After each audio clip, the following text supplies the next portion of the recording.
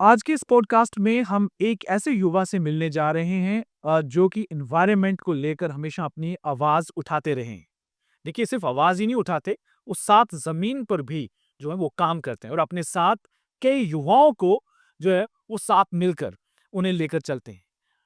Jammu specific की मैं बात करूंगा कि जम्मू में जिस तरह से पर्यावरण यानी एनवायरनमेंट को लेकर जो इश्यूज हैं उस पर वो लगातार अपना एक्टिविज्म करते रहते हैं और कोशिश करते हैं कि एनवायरनमेंट को लेकर आम जनता के बीच जो है जागरूकता बढ़े, समझ बढ़े। लेकिन इन सब चीज़ों के साथ एक ये भी देखना पड़ा कि जो कंसर्न्ड एडमिनिस्ट्रेशन है, जो प्रशासन है, जो डिपार्टमेंट है, कई बार उनकी तरफ से भी इनको सपोर्ट बड़ा कम मिलता है। जिस वजह से जो ज़रूरी चीज़ें हैं कि आज के समय में हमारे एनवायरनमेंट को बचाने की ज़रूरत है, उसमें इनको काफ़ी दिक्कत भी आती है। मैं बात कर रहा हूँ अनमोल ओरी की। अनमोल ओरी एक एनवायरमेंटल एक्टिविस्ट हैं और क्लाइमेट फ्रंट जम्मू के ये फाउंडर भी हैं और इसके साथ इनके कई तरह के और अलग-अलग ऑर्गेनाइजेशंस में जुड़े हुए हैं, लेकिन जो कोर इनका मकसद है या जो इनकी इंक्लिनेशन है, वो सिर्फ एनवायरनमेंट की तरफ है। छोटी सी उम्र में इन्होंने इसी चीज़ को स्टार्ट किया और आज के हमारे मेहमान भी यही हैं, इनसे बातचीत करेंगे। अनमोल, बहुत-बहुत थैंक्स कि आपने टाइम दिया और आज के इस पॉडकास्ट में आप हमारे यहाँ पर मेहमान। बहुत बहुत धन्यवाद व्यूज़ टुडे का और आपका अरुण जी, जो आपने मेरे को यहाँ बुलाया और मौका दिया अपने विचार रखने का, अपनी बातचीत रखने का। अनमोल, मैं ये चीज़ सोच रहा था, एनवायरनमेंट एक ऐसा टॉपिक है, यहाँ पर बड़े-बड़े बुद्धिजीवी जो इंटेलेक्चुअल हैं वो बैठते हैं, देश बैठते हैं और वो इन चीज़ों के बारे में सोचते हैं। लेकिन आप इतनी छोटी उम्र और यंग में बड़ी देर से आपको देख रहा हूँ क्योंकि मैं कवर भी मैंने आपके बहुत सारे ऐसे जो एक्टिविटीज़ को कवर किया है जहाँ पर आप काम करते हैं एनवायरनमेंट को इसके लिए ज़मीनी स्तर पर जो काम करते हैं। तो ये शुरुआत कैसे हुई और कैसे आपको लगा कि ये बहुत इम्पोर्टेंट है, इस पर इसकी तरफ जो है मैं काम करूँगा? शुरुआत अगर मैं सच बताऊँ तो उस तरीके का मैं अ, उतना ज़्यादा इंक्लाइन नहीं था सोशल इश्यूज़ पे। एटलीस्ट एनवायरनमेंट पे तो नहीं, अगर मैं सच अपनी बताऊँ और उसका रीज़न है, मैं अपने तरफ से बताता हूँ कि बचपन से लेके आज तक हमें एनवायरनमेंट के बारे में पढ़ाया कैसे जाता है, स्कूल में उसकी समझ कैसे दी जाती है। आप अंडरस्टैंड कीजिए कि 7वीं क्लास में जब मैं एनवायरनमेंट पढ़ता था, जब वो एक सब्जेक्ट होता था अपने आप में, उसके बाद तो वो 10th के बाद वो सब्जेक्ट ही खत्म हो जाता है। तो मुझे बताया जाता था कि 6 एग्ज़ाम्स जैसे ही पूरे हो जाएँ तो 7वाँ एग्ज़ाम एनवायरनमेंट का होगा, तो अरे ये तो छुट्टी है बे, इस पे तो एग्ज़ाम है नहीं। तो वो शुरुआत से ही इंडोक्ट्रिनाइज़ेशन जो थी माइंड में, वो ये थी कि एनवायरनमेंट तो यार ये सीरियस थोड़ी है, इससे थोड़ी एग्ज़ाम्स होंगे, हमारे आईआईटी क्लियर होगा, हमारा ये सब क्लियर होगा। तो कभी माइंड में ये आया ही नहीं। तो जब मैं खुद जर्नलिज़्म मास कम्युनिकेशन की डिग्री कर रहा था, तब मेरी ये समझ बनी दैट दुनिया में बहुत प्रॉब्लम्स चल रही हैं, क्योंकि as someone who was inclined towards journalism, तो मैं ये सोच रहा था कि यार दुनिया में कितनी प्रॉब्लम्स चल रही हैं और कौन-सी प्रॉब्लम के बारे में बातचीत रखना, समझ रखना ज़रूरी है। उस समय मेरे को ये समझ आई दैट अ, बाकी सारी प्रॉब्लम्स जो है ना वो हम हल कर लेंगे। बट जो इकोलॉजिकल प्रॉब्लम चल रही है, वो शायद इस सदी की और पूरी सिविलाइज़ेशन की सबसे बड़ी प्रॉब्लम है। ये हमारी सिविलाइज़ेशन को बना भी सकती है और कोलैप्स भी कर सकती है और इसके ऊपर काम करना बहुत ज़रूरी है। एंड इनिशियली मैं इस पे एज़ अ जर्नलिस्ट काम करना चाहता था। Right. But then I realized the problem with the whole system was कि ये इतनी बड़ी प्रॉब्लम है कि इसके ऊपर सिर्फ़ बातचीत करके कोई फ़ायदा नहीं होगा।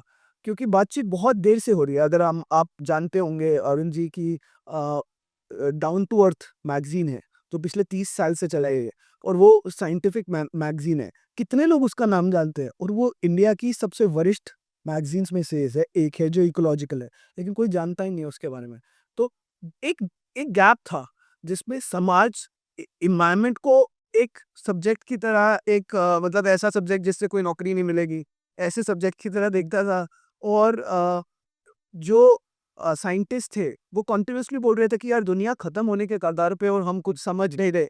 एंड अगर मैं बेसिक लेवल पे बात करूं तो देखिए, ये कुर्सी से लेके, ये माइक से लेके, ये कपड़ों से लेके, ये जूते से लेके और ये जो सांस हम ले रहे हैं, ये सब एनवायरनमेंट का ही पार्ट है। इनफैक्ट हम भी एनवायरनमेंट के ही पार्ट है। बिल्कुल, वो हमारे कन जो है उसी इन्वायरमेंट इतना इम्पोर्टेंट इशू है, हम उसको बिल्कुल लीस्ट जो है इम्पोर्टेंस देते हैं। जैसे स्टार्ट ही वही आपने कहा कि सब्जेक्ट से शुरू हो जाती है। कौन-कौन से सब्जेक्ट चाहिए? ये। तो यार एक एक्स्ट्रा भी चाहिए, कौन-सा ईवीएस रे? हाँ, बस, बस। मतलब ईवीएस को अगर हमारी मेंटालिटी में हमने ऐसा कर रखा है, तो मतलब इसी को बात को आगे बढ़ाते हैं।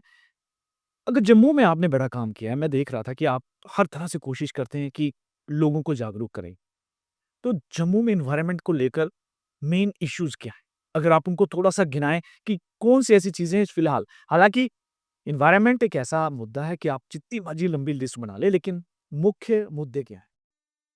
मेरे हिसाब से मैं मुख्य मुद्दों पे भी जाऊँगा और थोड़ा-सा टच करूँगा, जो शायद मुख्य लगते नहीं हैं, लेकिन उनका एक बहुत बड़ा रिलेशन है हमारे इलाकों के साथ। तो प्राइमरी लेवल पे मेरे हिसाब से जम्मू शहर की बात करूँ, तो तवी का मुद्दा जो है, वो बहुत बड़ा है। और देखिए, तवी हमारी पहचान है, हमारी जान है, हमारी एक कहानी है कि राजा जम्बू लोचन ने तवी में शेर और बकरी को पानी पीते देखा था इकट्ठे। और जब वो पानी पीते देखा, उन्होंने कहा यही जम्मू बनेगा, क्योंकि यही जम्मू का मतलब एक एसेंस था। और आज भी हमें जब बाहर बाहर के बहुत लोग आते हैं, तो वो बोलते हैं अरे जम्मू तभी जाना है, क्योंकि रेलवे स्टेशन का नाम जम्मू तवी है। एब्सोल्यूट। हाँ, तो उससे लोगों के माइंड में लगता है कि जम्मू नहीं है, जम्मू तवी है, तो हमारी पहचान है तभी। लेकिन उसके ऊपर जो निग्लेक्ट रहा है, एंड वो समाज का भी और हमारे सिस्टम का भी रहा है, क्योंकि उसपे मैं बेसिक सेंस में बोलूँ, उसकी कोई वोटिंग पावर नहीं है, कोई कॉन्स्टिट्यूएंसी में नहीं आती है। वो जीवल वाली साइड भी नहीं आती है, और वो इस साइड विक्रम चौक वाली साइड भी नहीं आती है। उस पे कोई ज्यूरिसडिक्शन नहीं है। कोई वहाँ पे जो रहते हैं लोग, वहाँ पे तवी के किनारे काफ़ी लोग रहते हैं। उनको हम लोग जनरली एन्क्रोचर की तरह ही देखते हैं, और उनका उनका कोई माइंडसेट बिल्ड नहीं होता है। और वो लोग भी ज़्यादा ध्यान नहीं देते कि यार हम नदी को ठीक रखें। तो ये एक बहुत बड़ा इश्यू है, और इस पे किस तरीके के प्रोजेक्ट्स आ रहे हैं, वो कितना मतलब हेल्पफुल है, इसके बारे में मैं विस्तार में आगे बात करूँगा। बट मैं दूसरा इश्यू बोलूँगा, वो है कि अ, अब आपको लगता है जम्मू पहाड़ है? हम पहाड़ों में रह रहे हैं? क्या जम्मू कश्मीर तो पहाड़ है, हिमालय का पार्ट है। बट क्या जम्मू शहर पहाड़ है? आपके हिसाब से मैं जानना चाहूँगा, आपके हिसाब से? यहाँ पे मतलब फॉरेस्ट भी हैं, ऐसी चीज़ें तो हैं हमारे यहाँ पर, तो somewhere we can relate it to. हाँ, तो एक्चुअल में अगर आप शहर को ऊपर से देखें कभी फ्लाइट में, या फिर थोड़ा-सा ऊपर चले जाएँ, तो आपको दिखेगा पूरी टोपोग्राफी पहाड़ी की है। एग्ज़ैक्ट। अगर आप पंचतीर्थी जाएँ, तो आप ऊपर नहीं जाते हैं। पंचतीर्थी वाली साइड वो पहाड़ी है ना, वो एलिवेशन पे है। और कई जगह पे आपको दिखेगा, जैसे बठिंडी का एरिया ऊपर जाता है, थोड़ा आगे जाता है, फिर आपको यार पहाड़ फ़ील होता है। अरे ये तो पहाड़ है। अगर इसको काफ़ी दूर डिस्टेंस से देखें तो वो पूरा पहाड़ ही पहाड़ लगता तो एक्चुअल वो जम्मू शहर पूरा पहाड़ी है, लेकिन हमें पहाड़ फ़ील नहीं होते, क्योंकि हमने कंक्रीट जंगल बना दिया है। हमने सारी जगह कंक्रीट बिछा दिया है। जब आप हिमाचल जाते हैं, तो हिमाचल में भी घर बने हुए हैं, लेकिन वहाँ पे ग्रीनरी भी है, तो वो इतने पैक्ड नहीं है, पूरा कंक्रीट जंगल नहीं है। इवन शिमला को देखें, तो वो आपको पहाड़ की तरह फ़ील होता है। जम्मू जो है, उसके पहाड़ों को चपटा कर दिया गया है। वहाँ पे मिट्टी को हटा के, पहाड़ों को प्लेन करके वैसा कर दिया गया है।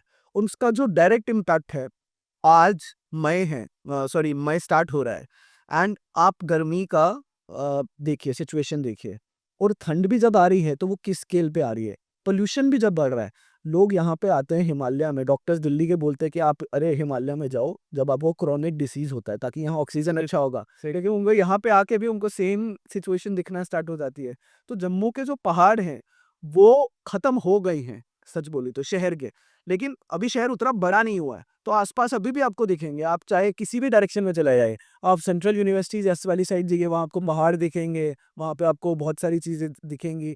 फिर उसके बाद आप सिदरा वाली साइड जाइए, नगरोटा जाइए, वहाँ पे, लेकिन वहाँ पे भी चपटा करना स्टार्ट कर दिया है। अलग-अलग प्रोजेक्ट है, धीरे जिस तरह से प्रोजेक्ट चल रहे हैं, अभी एक्सप्रेस वे का काम चल रहा है, तो उसको लेकर जिस तरह से कटाई वो दूर से भी नज़र आती है। अगर हम वहाँ पर तवी के पुल पर से देखें, तो आपको साफ नज़र कहाँ एक तरफ ग्रीनरी थी। एक वो भी बड़ी एक इश्यू है कि उन जगहों पर जहाँ पर मेन फॉरेस्ट है, उन्हीं जगहों पर काफ़ी बुरी हवा। हाँ, और देखिए, जब हम लोग सिर्फ़ इकोलॉजिकल बात करते हैं ना, तो हम लोग सिर्फ़ बोलते हैं कि अरे जंगल नहीं करना चाहिए। बट जब हम इकोलॉजिकल बात सोशियोलॉजिकल कॉन्टेक्स्ट में करते हैं, जी। कि समाज की क्या नीड्स है, और क्या उस नीड के हिसाब से हम लोग मिल काट रहे हैं, तब हमें समझ आता है कि रिलेशन क्या है, और हमें क्या चाहिए और क्या नहीं चाहिए।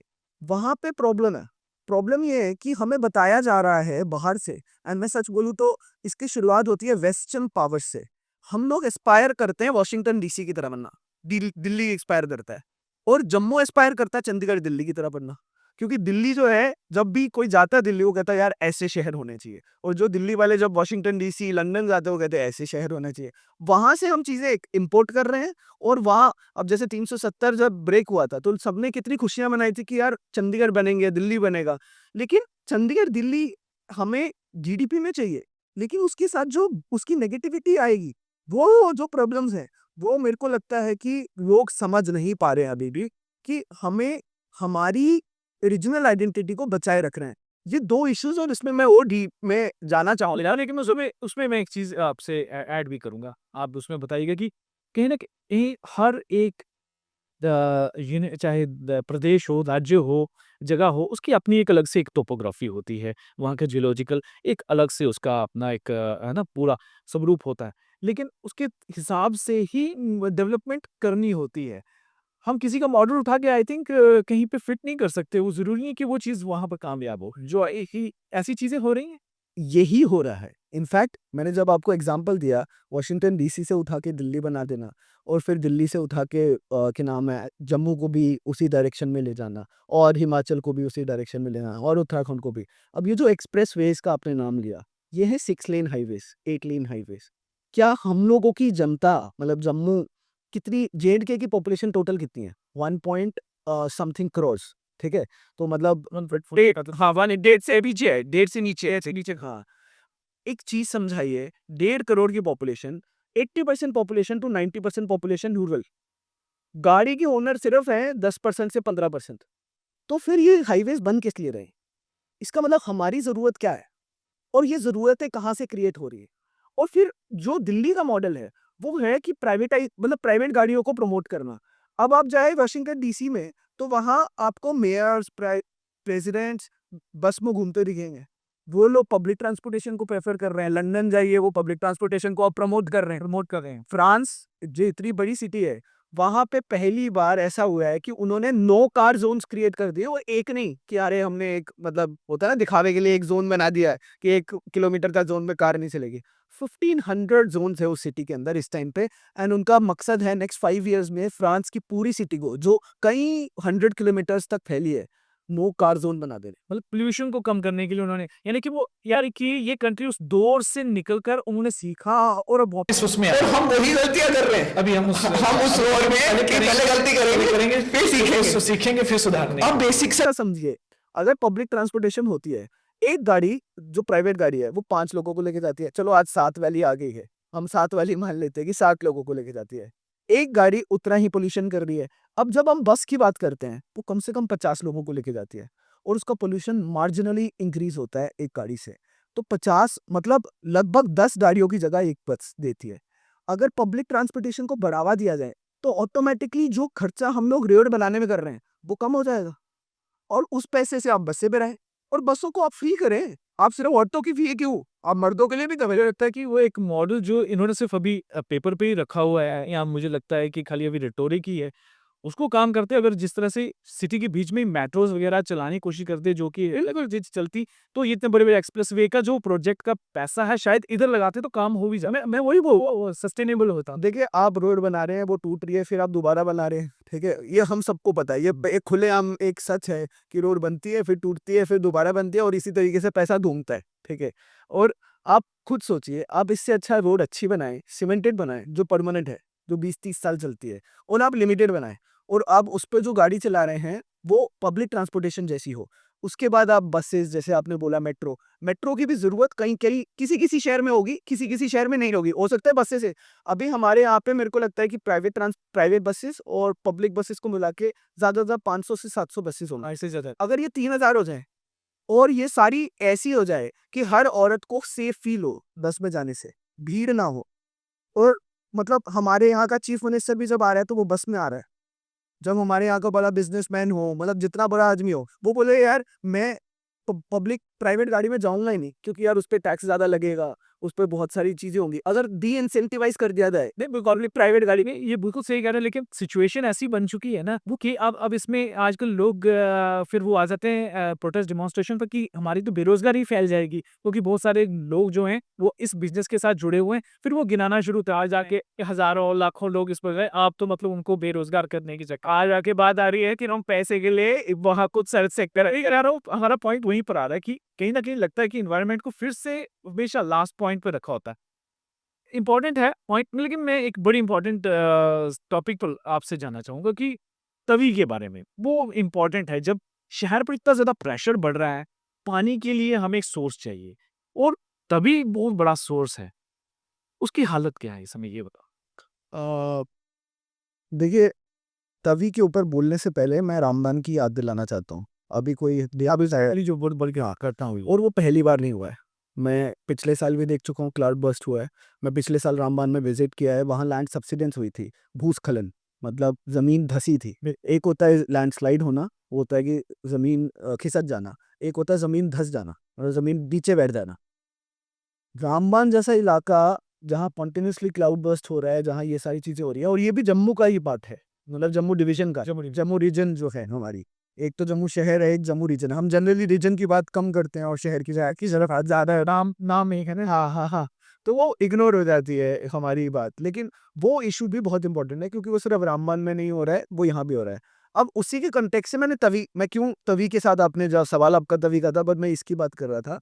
देखिए, जो आज रामबान में हो रहा है, वो प्राइमरीली इंफ्रास्ट्रक्चर और unplanned and unscientific development development की वजह से। और वही बात आ जाती है जो थोड़ी देर पहले हुई। ये सारी बात आती है पैसे पे खत्म होती है कि हमें वो इकोनॉमिक मॉडल चाहिए, वो जीडीपी का मॉडल चाहिए कि हम सिर्फ रोड बनाएं, फर्क नहीं पड़ता है कि लोकल लोग कैसे आए। जैसे एक एग्जांपल देता हूँ, मैं पिछले साल जब रामबन में गया तो भूस्खलन हुआ, उन लोगों की ना पूरी जिंदगी खत्म हो गई। मतलब किसी के पास 30 कनाल लैंड थी, सारे हॉर्टिकल्चर कर रहे थे, मतलब बाग थे उनके, सेब के, फ्रूट्स के, उस सब के, और अच्छा खासा इकोलॉजिकली पॉजिटिव है। मतलब उनके काम से कोई पोल्यूशन तो नहीं हो रहा है, कोई नुकसान तो नहीं हो रहा है, वो अपनी रोटी भी कमा रहे हैं, सब कुछ कर रहे हैं और अपना जी रहे हैं। लेकिन उनकी पूरी ज़िंदगी खत्म हो गई। उनको बिठाया उन्होंने छोटे से, अच्छा खासा उनके पास ज़मीनें थी, खुली ज़मीनें थी, अच्छा जी रहे थे। उनको एक छोटे से पंचायत घर में बिठाया गया। मैंने उनसे जाके बात की, तो कहते हैं कि देखो, अभी 2 दिन हुए हैं, हमसे कोई ज़्यादा बातचीत करने नहीं आया। हमें पूछने आया है कि मतलब आप पंचायत घर में बैठ जाएँ, हमें बिठाने आए हैं यहाँ पे, लेकिन हमें ये नहीं बताया हमारा क्या होगा अब आगे ज़िंदगी का। लेकिन श्रीनगर में बिजली पहुँचे और बिजली की तार टूटी है, उसके लिए 1000 बंदा यहाँ पे बिजली ठीक करने आया हुआ है। तो शहर की ज़रूरत के लिए गाँव को सैक्रिफाइस कर दिया है और वही चीज़ रामबन में हुई और मैं जम्मू में भी यही बोलूँगा। हम लोग जब जब हमारी जो इकोनॉमिक डेवलपमेंट होती है, वो डिस्कनेक्ट हो जाती है हमारे नेचुरल रिसोर्सेज के साथ, जैसे तवी के साथ हुआ है। तवी में क्या हुआ है कि पहले ना तवी के लोग ना पानी यूज़ करते थे डायरेक्टली। मतलब आज से कोई 50 साल पहले ही आप समझ लीजिए, जब शायद सबके घर पे टैप का वाटर नहीं आता था, तो लोग आते थे, वो पानी का इस्तेमाल करते थे, वो पानी को यूज़ करते थे। तवी उस समय साफ थी, क्यों? क्योंकि लोगों की ज़रूरत थी उसको साफ रखना। लोग वहाँ पे किसी को बोलेंगे नहीं यार इसमें नाला डालो, वो डालने नहीं देंगे। रणवीर कनाल में नाला नहीं डालने देते थे, आज तो रणवीर कनाल में भी बहुत नाले पड़ रहे हैं। बहुत ज़्यादा। तो प्रॉब्लम ये हो गई कि शहर जैसे-जैसे बढ़ा, शहरीकरण के ज़रिए हमने नेचुरल रिसोर्सेज़ को डिस्कनेक्ट कर दिया एंड उसको बोला ईज़। हमारा मतलब अरे घर पे पानी आएगा तो ये सुविधा है, ये हमारी एक सुविधा हम लोग समाज को दे रहे हैं। बट वो सुविधा एक डिस्गाइज़ थी परेशानी की, जो आने वाले समय में आने वाली है। हमारे जो यंगस्टर्स हैं, इंक्लूडिंग मेरी खुद की generation, I don't think they understand the value of water and reverse. And जब आप बाहर से कुछ ऐसे इलाकों से जाओ ना, जैसे मुंबई जैसे, जब वो यहाँ पे आते हैं ना, दे गेट सो हैप्पी कि इनके पास अबंडेंस है वाटर की, इनके पास अबंडेंस है स्वच्छ हवा की, और इनके पास कितना कुछ है एंड उनको वो नहीं मिलता है क्योंकि वो हाइपर कैपिटलिज्म के उस दौर में है जहाँ पे जो हम बनना चाह रहे हैं कि अरे कभी मुंबई जैसा शहर बनेगा, जम्मू और दिल्ली जैसा बनेगा। अब उनको समझ आ गया यार ज़रूरी क्या था? बेसिक जरूरी ये था। हमारा हमारा जो एनवायरनमेंट है वो बचे। हाँ, अब इसी के साथ हो क्या रहा और ये प्रॉब्लम क्या है कि जम्मू की जनता को नहीं पता उनको क्या चाहिए। देखो, हमें नौकरी चाहिए, बट किस तरीके की नौकरी चाहिए ये हमें नहीं पता है। हम लोग टूरिज्म टूरिज्म पे बार-बार फ़ोकस करते रहते हैं। और अगर हम अपनी समझ बनाएँ, जैसे आज मैं और आप चर्चा कर रहे हैं, उस चर्चा से क्या होता है कि समझ बनती है। आपकी भी समझ बनती है, मेरी भी समझ बनती है, हमारी कुछ नई राय बनती है, नई होती है। वो चर्चाएँ हमारे शहर में कम होती हैं और उस पे बात ही नहीं होती है। उसकी वजह से प्रॉब्लम ये होती है दैट कोई भी प्रोजेक्ट आता है, वो हम पे थोपा जाता है। हमें नहीं पता होता है थोपा आता आता है क्योंकि वो गिफ्ट रैप करके दिया जाता है। मतलब ऐसे दिखाया जाता है, अरे ये बहुत अच्छा प्रोजेक्ट है। प्रोजेक्ट बिल्कुल अच्छा है और आप इनकी कॉस्ट के बारे में जब जाओगे, तो इतनी बड़ी कॉस्ट है। लेकिन मैं इसमें एक चीज़ पूछना चाहूँगा कि जब हम इस तरह के प्रोजेक्ट को ग्राउंड ग्राउंड पर जब लाते हैं, उसे हम when we try to realize it या मटेरियलाइज़ करते हैं कि ठीक है, अब ग्राउंड पर ये बने। तो तब ध्यान नहीं होता जो हमारे मेन इसके प्लानर्स होते हैं कि हमें एनवायरनमेंट को भी बैलेंस करना है और हमें डेवलपमेंट को भी बैलेंस करना है। तो वो चीज़ क्यों यहाँ पर कंप्रोमाइज़ की जाती है? जो आप बोल रहे हैं, मैं उसका एक एग्जांपल से ही करूँगा। एक प्रोजेक्ट जिसकी मैं बात करने ही वाला था और उसी से रिलेटेड मैं बात करूँगा, तवी के ऊपर ही। अभी वो बहुत सुहाना प्रोजेक्ट लग रहा है, सबको लग रहा है। अभी पिछले दिनों तवी पे आरती हुई है। हाँ, हाँ। ठीक है? मैंने उस क्वेश्चन पर भी आना था। मैं कि अभी ये प्रोजेक्ट, बन हाँ, रहा है। तो मैं प्रोजेक्ट, क्योंकि हम प्रोजेक्ट की बात कर रहे हैं ना, मैं एक एग्जांपल प्रोजेक्ट को लेके देता हूँ। देखिए, हमें 20 साल से बोला गया आर्टिफिशियल लेक। हमने कहा आर्टिफिशियल लेक, आर्टिफिशियल लेक चाहिए, आर्टिफिशियल लेक चाहिए। आर्टिफिशियल लेक के साथ पिछले कोई 4 साल पहले, और एक्चुअल में तो 6-7 साल पहले, लेकिन 4 साल से प्रोजेक्ट स्टार्ट हुआ है, रिवर फ्रंट डेवलपमेंट को जोड़ लिया गया। ये एक्चुअल में अलग प्रोजेक्ट है और आर्टिफिशियल लेक अलग प्रोजेक्ट है। वो बराज का प्रोजेक्ट था कि पानी रोक के हमें पानी में आर्टिफिशियल लेक बनानी थी, और फिर हमें आरएफडी दे दिया गया इसके साथ, क्योंकि ये दोनों कॉम्प्लीमेंट करते हैं। जहाँ-जहाँ देश में आरएफडी है, वहाँ-वहाँ ये है। अब जो आपका सवाल है उस पे मैं आऊँगा, बट मैं ये बोल रहा हूँ कि हमारी इच्छा क्या थी? हमारी इच्छा थी जम्मू अच्छा बने, जम्मू स्वच्छ बने, जम्मू की नदियाँ बेहतर रहे, टूरिज़्म आए। क्योंकि टूरिज़्म हम लोगों की एक एस्पायरेशन है, और वो एस्पायरेशन कहाँ से है कि अरे कश्मीर में इतना टूरिज़्म आता है, वहाँ इतना मतलब व्यापार है, वहाँ इतना पैसा और पूँजी है, वो हमें भी चाहिए। लेकिन हम उसी डायरेक्शन से माँग रहे हैं जो मतलब कश्मीर और हिमाचल और उत्तराखंड में है। अब इसमें प्रॉब्लम्स क्या आ रही हैं कि जब आप उत्तराखंड को क्रिटिकली एनालाइज करते हैं, आज वहाँ के लोग रो रहे हैं, जो वहाँ पे केदारनाथ के लिए, और जो आपको पता है केदारनाथ का जो हुआ है, आज लोग परेशान हैं। वो सारा पूरा का पूरा जो इलाका है, वो कुछ हो गया था। वो कह रहे हैं कि नहीं चाहिए हमें। क्या लगता है फिर ये प्रोजेक्ट क्या ठीक नहीं है? मैं उसी पे आ रहा हूँ ना कि ये मैं यही बता रहा हूँ। मेरा मानना है कि हम लोगों को पता ही नहीं हमें क्या दिया जा रहा है। देखिए, जो मैंने रामबान की बात की, जो मैं यूपी, ये उत्तराखंड, हिमाचल की बात कर रहा हूँ, ये सब इंटरकनेक्टेड है। कनेक्ट ये किस तरीके से कनेक्टेड है? एक, हमें बताया जा रहा है कि हमें क्या चाहिए, हम मांग नहीं गए, हमें पता नहीं है हमें क्या चाहिए, हमें बोला जा रहा है ये बहुत अच्छी चीज़ है, ये चाहिए। दूसरा, उसको आपने खुद बोला, बहुत बड़े रुपये, मतलब 100 करोड़, 200 करोड़, 300 करोड़ दिखाया जा रहा है और हमें लग रहा है इससे बहुत फ़ायदा होगा। तीसरा, अब हम लोग सोचे कि ये प्रोजेक्ट क्या है? आरएफडी, पहले मैं एक्सप्लेन करूँ कि प्रोजेक्ट क्या है। जब बैराज प्रोजेक्ट आता है, तो आप पानी को रोक रहे हो और आर्टिफिशियल लेक बना रहे हो, लेकिन रिवर फ्रंट डेवलपमेंट में आप नदी को कॉन्क्रीटाइज़ कर रहे हो हाँ, बिल्कुल। और आप उसकी चौड़ाई को छोटा कर रहे हो। एक तरफ से आपकी नदी जो थी, मतलब आप विक्रम चौक का पुल की बात करें तो वो 450 मीटर है। 350 मीटर आपने उसको छोटा कर दिया है। मतलब 100 मीटर, 50 मीटर यहाँ से, 50 मीटर यहाँ से आपने उसके बैंक्स बनाए, बीच में मिट्टी भरी। यहाँ दीवार खड़ी की, यहाँ दीवार खड़ी की, बीच में मिट्टी भरी। और अब आपने बोला कि देखो नदी कितनी सुहानी दिख रही है, थेम्स की तरह, लंदन की थेम्स नदी, बिल्कुल परफेक्ट मतलब वैसे क्रीज में। वो नदी नहीं होती है, वो कनाल होती है। अगर आप क्रीज बनाने की कोशिश कर रहे हैं ना, नदी की नेचुरल जो सिचुएशन है वो है। बट लेट्स से आपने वो किया। उसके बाद अब इसकी खराबी चीज़ें मैं बताता हूँ। मैंने रामबान की बात की, वहाँ क्लाउड बस्ट आया। वहाँ क्यों आया? क्योंकि ऐसी डेवलपमेंट हुई। यहाँ पे जो डेवलपमेंट हो रही है, मैं 6ठी क्लास में पढ़ के आया हूँ, pressure is indirectly proportional to surface area. जब आप भी घर पे ऊपर टंकी लगाते हैं और नीचे पाइप लगाते हैं, तो पाइप पतली लगाते हैं ना, ठीक है ना? वो टंकी, एक पाइप होती है मोटी, फिर उसके अंदर पतली होती है ताकि प्रेशर आए। वो क्यों होता है? क्योंकि जब बड़े एरिया से छोटे एरिया में जाता है पानी, तो प्रेशर प्रेशर प्रेशर बिल्कुल अब आप सोचिए, पीछे चौड़ाई बहुत छोटी चौड़ाई है और आगे से उसको बिल्कुल कम कर दिया नैरो कर है, दिया। विड्थ कम कर दिया, तो वो प्रेशर बढ़ेगा। प्लस आगे लगा दिया बैराज। बैराज से पानी को रोकी है। तो एक तरह से हमने पानी को रोकने की तैयारी कर दी, दूसरी तरह से मैं भी पाइप के आगे पानी रोक दूं तो प्रेशर और वो आता रहता है, आता रहता है, आता रहता है, तो प्रेशर बढ़ जाता है ना। यही चीज़ ये तभी अरब भी तरव कर रही है। बिल्कुल सही कह रहे हो कि ये चीज़ें कुछ हैं टेक्निकल, लेकिन इस बीच में इम्पोर्टेंट में ये ज़रूरी बात है कि इसके पानी की क्वालिटी के बारे में बताओ कि इसकी क्या सिचुएशन है, रहेगी और जो अभी तक है, वो थोड़ा बताएँ क्योंकि मैंने बड़ी बार आपको देखा कि आप इसको बचाने के लिए सबको इकट्ठा करते हैं।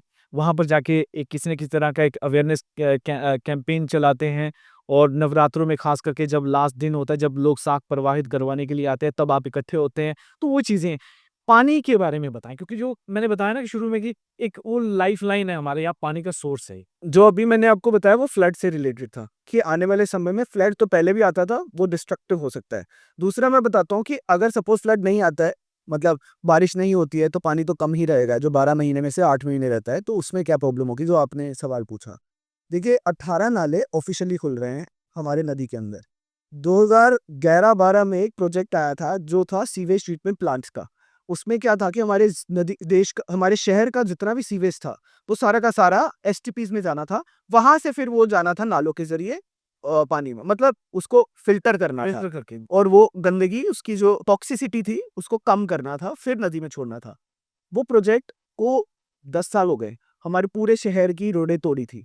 वो रोडें ठीक भी हो गई, सब कुछ हो गया, लेकिन क्या किसी के घर का जो सीवेज है, सीवेज है। वो पाइप में जा रहा है? बिल्कुल। नहीं जा रहा है। इनफैक्ट कभी उसके लिए कोशिश ही नहीं की गई म्युनिसिपैलिटी में। प्रॉपर्टी टैक्स के लिए तो फटाफट आ गए।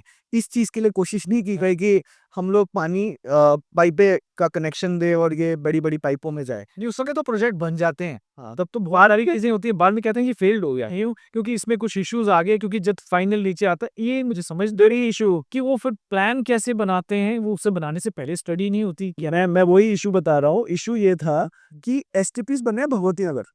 वो है ओल्ड सिटी वाली साइड, जो तालाब तिल्लो वाला एरिया है, भगवती नगर। और जो पाइपें हैं वो दोनों शहर के दोनों इलाकों में बिछी हुई हैं। प्लस मैंने बताया शहर जो है वो पहाड़ में भी है, तो एलिवेशंस भी हैं काफ़ी ज़्यादा, जिसकी वजह से पानी जब जाएगा, कई जगहों पे पानी जो है वो पहुँच ही नहीं पा रहा है एसटीपीज़ पे। और एक फंडामेंटल फ्लॉ ये था कि आपने एक साइड पे एसटीपी बना दो, दूसरी साइड बनाई नहीं और पाइपें आपस में कनेक्टेड नहीं है। तो जो गांधीनगर का ये हम जहाँ बैठे हैं, इस पूरे इलाके का जो पूरा सीवेज है, वो तो सारा का सारा वेस्ट हो गया, मतलब वो तो कहीं जा ही नहीं रहा, कोई एसटीपी नहीं है उसके लिए। तो एसटीपी 10 साल में पॉपुलेशन बढ़ी है, डेफिनेटली बढ़ी होगी। एसटीपी आज भी 60 टू 70% कैपेसिटी पे काम कर रहा है। तो आप सोचिए एसटीपी जो 10 साल पहले बना था, वो अभी भी फुल कैपेसिटी पे काम नहीं कर रहा। और अब जबकि आज के समय में तो और ज़्यादा पुराने साहब एसटीपी हटा दो, वो कर नहीं रहे। हाँ, अब गंदा पानी इतना। और अब इस प्रोजेक्ट में अगर मैं मुझे याद आया कि आप कई बार मैं देखता था जब आप उस स्पॉट पर भी होते थे, आप बताया करते थे कि इसका जो फ्लेवर फ़ौना हुआ करता था, जो उसके एक्वेटिक लाइफ़ हुआ करती थी वहाँ पर, वो पहले क्या हुआ करती थी जब ये पोल्यूशन नहीं था। लेकिन कितने सारे स्पीशीज़ जो हैं अब खत्म हो चुके हैं, उसके बारे में थोड़ा मैं वही बता रहा हूँ दैट देखिए, एक तो इसमें 30 के करीब फिशेस थी। पहले मछुआरे भी थे नदी के किनारे पे, वो मछली भी पकड़ते थे। हम लोगों को दिखता भी था, काफ़ी मछुआरे बैठे होते थे। आज वो बचे ही नहीं हैं। कुछ हैं जो या तो शहर के बाद या शहर से पहले पकड़ते हैं मछलियाँ, बहुत कम हैं। तो 30 के करीब मछलियाँ खत्म हो गई और वो इस शहर के पैच पे ही हुआ है ज़्यादातर। उससे शायद पहले है अभी भी लाइफ, लेकिन यहाँ पे शहर पे बहुत बहुत ज़्यादा प्रेशर है नदी पे सीवेज का। दूसरा ये है कि जब प्रोजेक्ट की बात की, जब आप पानी खड़ा करें और आप गंदा पानी को खड़ा करके नदी के अंदर डालें, तो ये होती है फ्रेश वाटर फिशेस।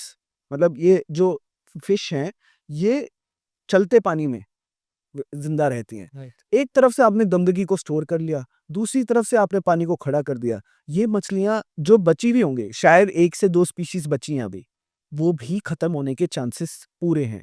प्लस अब मैं इंसानों पे भी इसका प्रभाव बताता हूँ।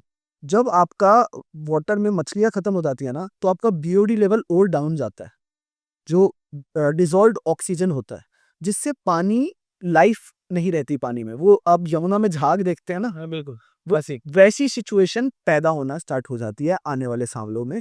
और सबसे वर्स्ट पार्ट इसमें ये है दैट खड़ा पानी अगर गंदा खड़ा पानी हो, तो उससे क्या होता है?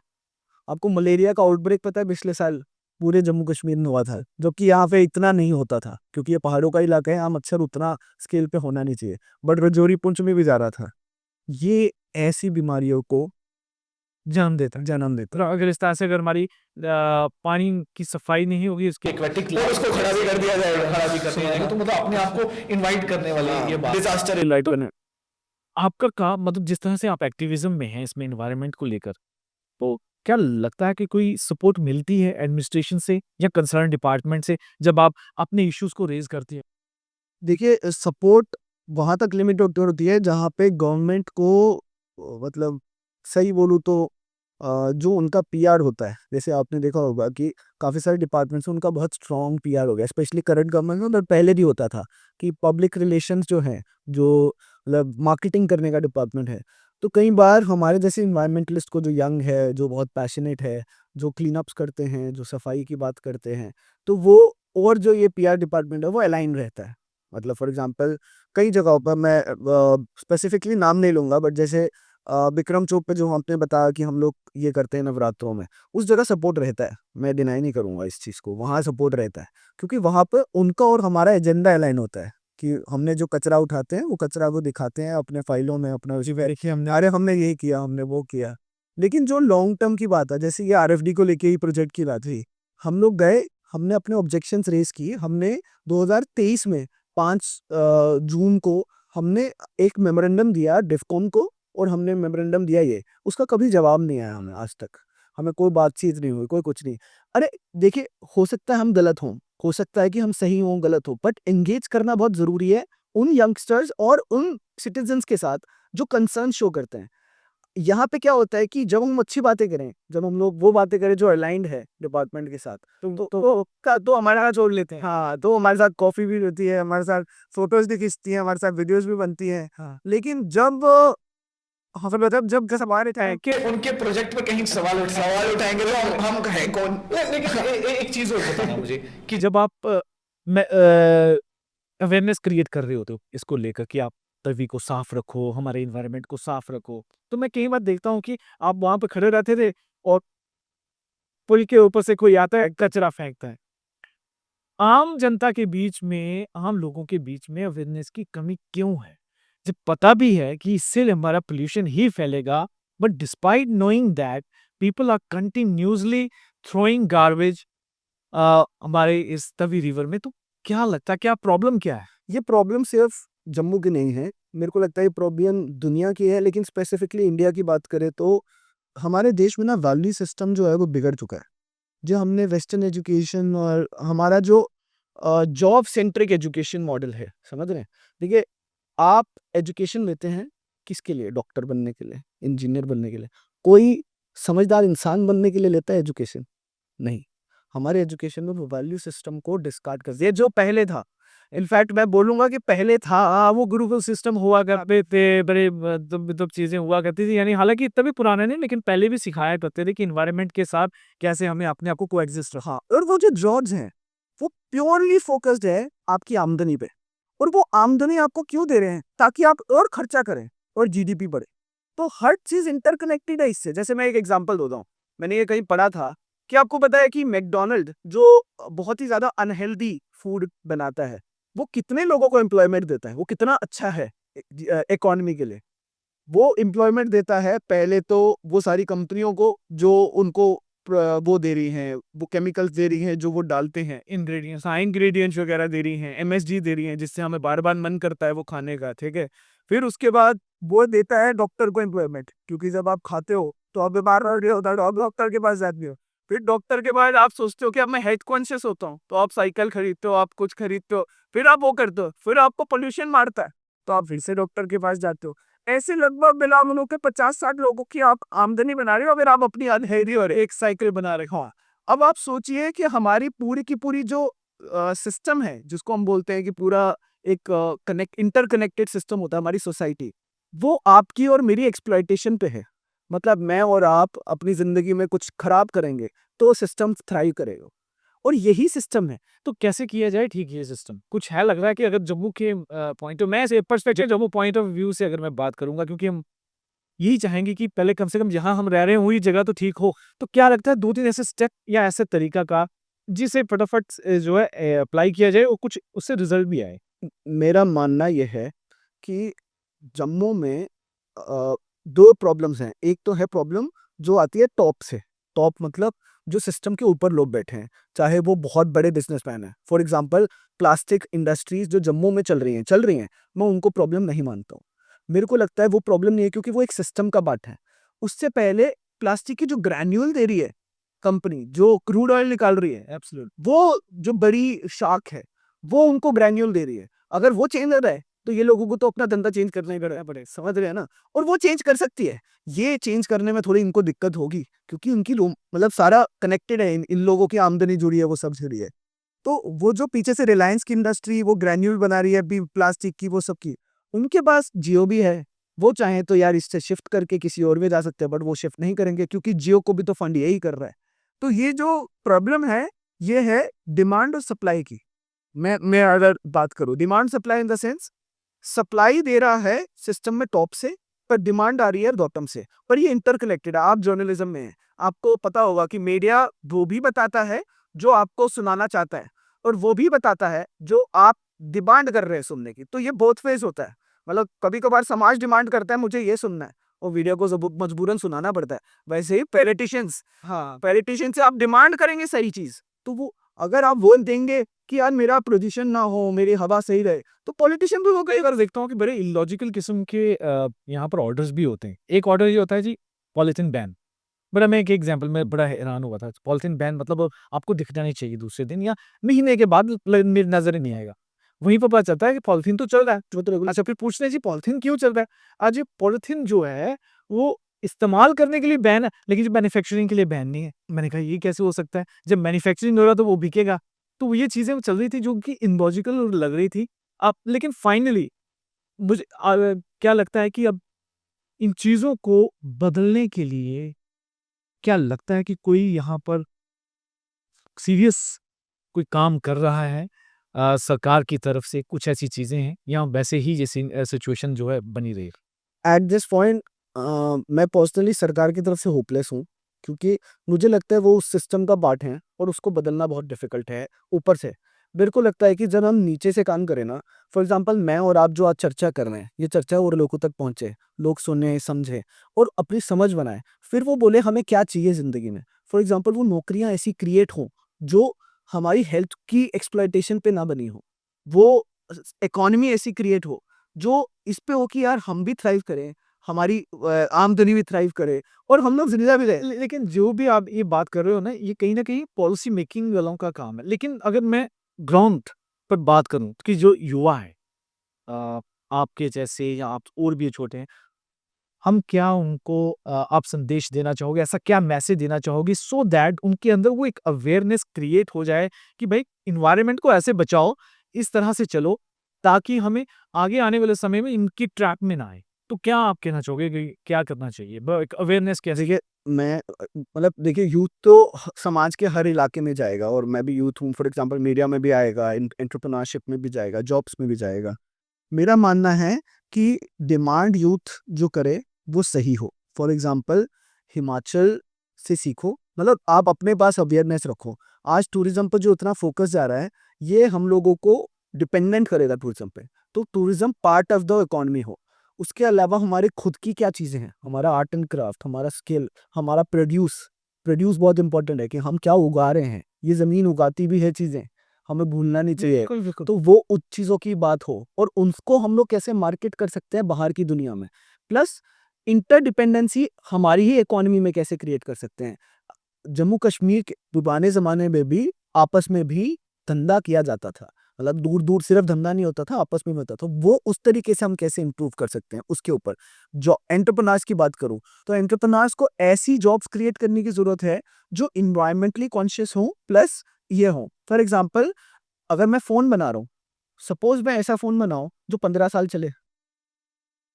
समझ रहे हैं आप? बिल्कुल। जो जो 10 साल मिनिमम है, वो ये भी अपने आप में ई वेस्ट भी बहुत बड़ा एक इस समय इश्यू बन चुका है। यार ये कि ई वेस्ट जो है कितना ज़्यादा निकलता है, उससे डंप कहाँ करें, उसका तो रिसाइक्लिंग में भी बड़ी मुश्किल होती है। अरुण जी, धंधा है ये। आप अगर फ़ोन को ज़्यादा लंबा बना देंगे, तो फ़ोन की बिक्री कम होगी ना। तो फिर आने वाली जनरेशन के लिए हम उनको क्या बताएँगे, कैसे हम उनको लेके जाएँगे? मुझे ये बताएँ कि अगर आज हमें इस प्लेटफ़ॉर्म से अगर आपको कोई एक क्रक्स इसका मैसेज देना हो, कि किस तरह से वो सोचें, कैसे माइंडसेट बनाएँ आने वाली जनरेशन, तो क्या आप बताएँ? देखिए, मैं बस एक ही चीज़ बोलना चाहूँगा कि आप अगर कुछ करना चाहते हैं, आप अगर एक अच्छी ज़िंदगी जीना चाहते हैं, तो इकोनॉमिकल सस्टेनेबिलिटी इम्पोर्टेंट है। बट आपकी हेल्थ कॉन्शियसनेस, क्योंकि लंबा जियोगे तभी तभी काम कर पाओगे, तभी वो कर पाओगे। तो इसका बैलेंस बनाना बहुत ज़रूरी है। और उसी हिसाब से अगर आप जॉब क्रिएटर हैं, तो आप क्रिएट करें जॉब। अगर आप जॉब करना चाहते हैं, तो उसी डायरेक्शन में जॉब ढूँढना स्टार्ट करें, जो आपकी एनवायरमेंटली कॉन्शियस, मतलब आप ज़िंदा रहो, बिल्कुल। क्यों मैं दिल्ली जाके, आप भी दिल्ली जाएँगे, तो आप वहाँ पे कितना कमा सकते हैं एज़ अ जर्नलिस्ट? मैं दिल्ली जाऊँगा, तो मैं जो भी काम कर रहा हूँ, मैं दिल्ली में जाके शायद डबल ही कमा रहा हूँ। लेकिन मैं 5 साल में उसमें क्या लॉस करूँगा अपनी हेल्थ वाइज़, तो मैं वहाँ वहाँ वो कर दूँगा, मतलब वो पैसा वहीं गँवा दूँगा। क्या होना चाहिए कि जो हमारी जनरेशंस हो वो ऐसे एवेन्यूज़ को ढूँढे जो कि एनवायरनमेंट को कहीं न कहीं मतलब उसको नुकसान ना पहुँचाए और एक एक बैलेंस जो है वो बना के चले। हम लोग ऐसी डिमांड्स करें और ऐसी एस्पायरेशन रखें, मतलब मेरी इच्छा है कि मैं डॉक्टर बनूं, पर मैं किस तरीके का डॉक्टर बनूं? मेरी इच्छा है कि मैं ऐसा डॉक्टर बनूं जो लोगों को इतना अच्छा बनाए कि उनको डॉक्टर की जरूरत ना पड़े। समझ रहे हैं? वो उस तरीके से उनको राय दे, फिर लोग मेरे से राय लेने आएंगे और मेरे को कभी प्रेशर नहीं होगा और राय के भी पैसे मिलेंगे मेरे को, ऐसा नहीं है। यहाँ पे माइंडसेट है कि जितनी खराबियां होंगी उतना ठीक करना होगा और उतना धंधा चलेगा। ये माइंडसेट को हमें रॉट आउट करना पड़ेगा। जी, बिल्कुल, बिल्कुल। तो बहुत ज़बरदस्त ये हमारी आज की डिस्कशन रही। बहुत-बहुत थैंक्स अनमोल के साथ मतलब आपने जम्मू के साथ-साथ तो मेन माइंडसेट ही बता दिया कि पूरा एनवायरनमेंट को लेकर कैसा होना चाहिए, तो ये कुल मिलाकर। तो कुल मिलाकर आपने इस डिस्कशन को सुना होगा और मैं पूरी उम्मीद करता हूँ ये एक बहुत वैल्यूएबल आज की डिस्कशन आपको लगेगी क्योंकि बहुत सारी चीज़ें अनमोल ने इसमें ऐसी चीज़ें बताई हैं कि सिर्फ एक पॉइंट को लेकर फोकस करने की ज़रूरत नहीं कि इसी को ठीक करना है। कि हमारे पूरे माइंडसेट को कहीं न कहीं हमें अब बदलने की ज़रूरत है और जो आने वाली जनरेशन है, उसे भी यही सोच के चलना होगा कि ठीक है, हम बढ़ रहे हैं आगे, एक डेवलपमेंट हो रही है, लेकिन डेवलपमेंट के साथ एनवायरनमेंट को भी साथ लेके चलना है। उसको आप इग्नोर नहीं कर सकते। इसलिए ऐसे एवेन्यूज़ और ऐसी डायरेक्शन में जाना चाहिए हमें अपने प्रोफेशंस को लेकर, यहाँ पर हमारे एनवायरनमेंट को कम से कम मतलब नेग्लिजिबल जो है उस पर एक बैड इम्पैक्ट हो तभी जाकर जो है कुल मिलाकर इसे हम होलिस्टिक डेवलपमेंट का नाम दे सकते हैं। धन्यवाद।